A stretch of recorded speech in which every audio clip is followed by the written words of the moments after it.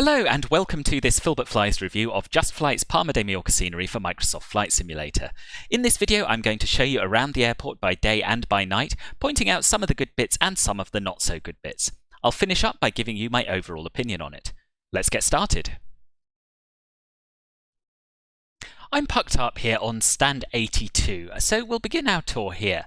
Looking at the jetway, you'll notice that it is connected perfectly to the aircraft, and the detailing on the jetway is pretty good. It's a custom model, and as far as I can tell from the Google satellite imagery, it's a pretty accurate one at that.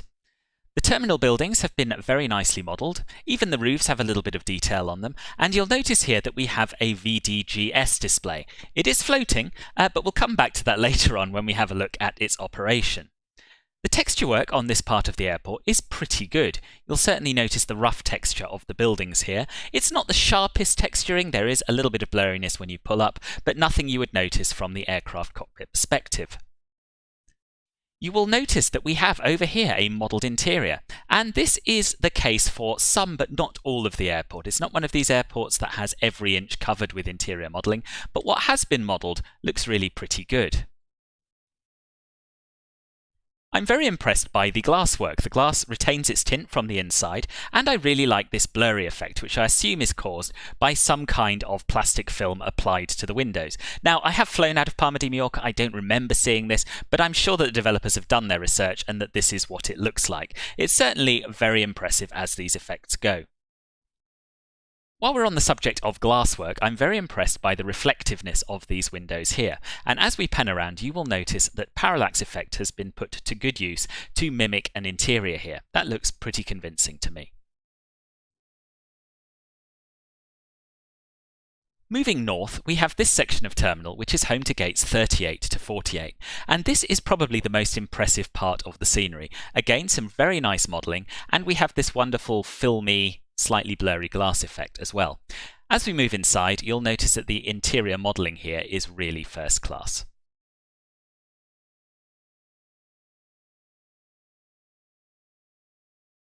However, it is very, very bright blue. It really is quite in your face. Now, I haven't found any images to compare it with, unfortunately, other than what you can see in Google Maps 3D satellite view. And on there, it certainly doesn't look quite this bright. So for me, it would look a lot more realistic if it was just toned down a little bit.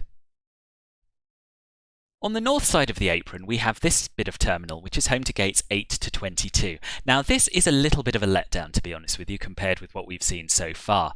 We don't have any transparent windows, we don't have any parallax effect, and the texture work over here is a little bit lacking as well. You'll notice as we get closer that it really is quite blurry and pixelated from some way out.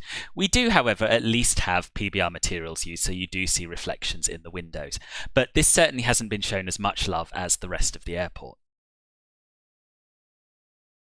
There are also some inaccuracies in the modelling over here. According to Google satellite imagery, gates 12 and 18 should have dual jetways, but they only have single jetways in this scenery. In terms of peripheral buildings, it's a bit of a mixed bag. I'm really impressed by this Globalia maintenance hangar, which has nice reflections on the doors, which contrast nicely with the weathered and worn textures around them, not to mention the fantastic modelling of these metal structures and the excellent quality text work on the roof. These fire service buildings, on the other hand, are kind of plain and boxy. There's not a great amount of detailing on them. In fact, this one here is missing a great deal of signage which exists on the real one. So they don't look particularly realistic. They're also kind of devoid of life. It would have been really nice to see some vehicles, fire engines and so forth around them. The same is true of this building here. There's nothing inherently wrong with it, it just doesn't look all that lifelike to me. It lacks certain details on the roof, and there are no vehicles around it. Now, this is a really busy, bustling part of the real Palma airport, so that is a shame that we don't have any lorries or anything else to add a bit of life to it.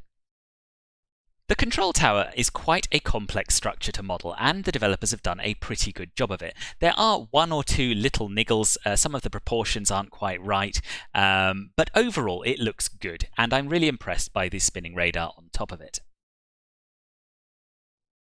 The ground textures at this airport are really very good indeed. The right materials have been used in the right places, and the developers have done a pretty good job of colour matching them with the real-world airport.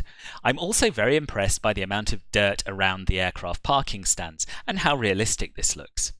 In terms of ground markings, these are accurate, detailed, and very easy to read, so that's very impressive. However, the one thing that really lets the ground down for me is the colour of red of these red ground markings here. They are very, very bright, very cartoony, and they do detract from the realism quite a lot, in my opinion. The grass and dirt in between the runways and taxiways looks pretty reasonable, not amazing, but not bad at all. And the signage is very good as well, very easy to read.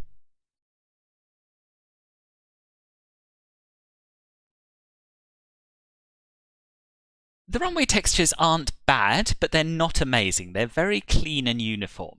And these rubber markings around the touchdown zone look okay from this angle, but as you're coming in on final approach, you will notice that there is quite a clear repeating pattern which goes off along down the runway. Now, maybe that's nitpicking, maybe it isn't, I don't know. But in my opinion, that doesn't look as realistic as it could have. The landside entrance to the terminal looks really pretty good. There's a good amount of detail with this elevated roadway, including these barriers and the plants in between the two lanes there, and it's nice to see some vehicles parked up too. I'm particularly impressed with the amount of work that must have gone into this lattice work on the terminal roof, and the entranceways look pretty nice as well. Moving away from the terminal entrance, you've got this rather nice central courtyard area, which has a road going through it and parking on either side. Now, it's really, really nice to see the developer has put so much effort into doing proper ground textures rather than relying on blurry default satellite imagery. However, these palm trees here are a bit of a letdown. They all are absolutely identical, all facing exactly the same way, and for me that does really take away from the realism. The night lighting at Just Flight's Palma is very good indeed. The apron floodlights create a realistic glow over everything. There's about the right amount of light coming through the terminal windows as far as I can tell, and the terminal interiors look very good too. Even the buildings without transparent glass look pretty good, with some pretty realistic looking opaque window textures. In fact, the only bit of the airport that doesn't look good by night is the rather disappointing blue building we looked at earlier, whose windows are completely dark, no light from within at all. Before we finish, I must show you the VDGS or Visual Docking Guidance System that's been included with this scenery. I believe this is the first time a VDGS has been featured in any payware scenery for MSFS, and when it works, it's really impressive. It looks good and it stops you exactly where you need to be. To get it to work, however, is a bit of a pain due to sim limitations. You must choose your arrival gate in advance from the world map screen, you must have airport vehicle density set to 100%, and even then, the VDGS will sometimes appear at the wrong gate and will sometimes not function. The best thing to do is to request taxi to gates via the built-in ATC after landing and go to the gate they tell you. The manual includes troubleshooting tips if this doesn't work. So it's a really impressive feature whose implementation has been held back by the sim. Just Flight have been in contact with Asobo and are awaiting their help to fix the issues. So what's the overall verdict? Well, I think this is a reasonable representation of Palma de Mallorca, but it didn't meet the high expectations I had from following its in-development previews. We've had a slew of amazing quality sceneries released recently, from the likes of Flytamper, Flightbeam, Pyrig and Jvieski, and this isn't in the same league as those, but that's not to say it isn't worth considering. It has some really good points, notably the night lighting, the terminal interiors, the parallax effect and the reflections. The most realism-killing bad points for me are the vibrant blue of the windows on Pier C, the lackluster blue terminal building on the north side of the airport, and the bright red ground markings. If the developer is able to sort these out in an update and perhaps add a little ground clutter here and there, then I think this scenery has the potential to be really quite good. As for the VDGS, I'm really impressed with the effort that's been put into it, and I really hope that Asobo are able to help improve it further. Because it works in the same way as the built-in MSFS marshaller, and therefore leaves you at the mercy of the MSFS ATC in terms of where it appears, I can't personally see it being of much use to those of us who fly on VATSIM or any other online ATC network, but you never know what the future holds. So there we are, a reasonable add-on, but not a great one. I hope you found this video helpful. If you have and you'd like to see more of them, please hit the like button, subscribe to the channel, and consider making a small donation via buymeacoffee.com/filbertflies or via the Streamlabs link in the top left. I'd also be interested in hearing your thoughts on this product in the comments. Thanks for watching, and I hope to see you again soon. Bye bye.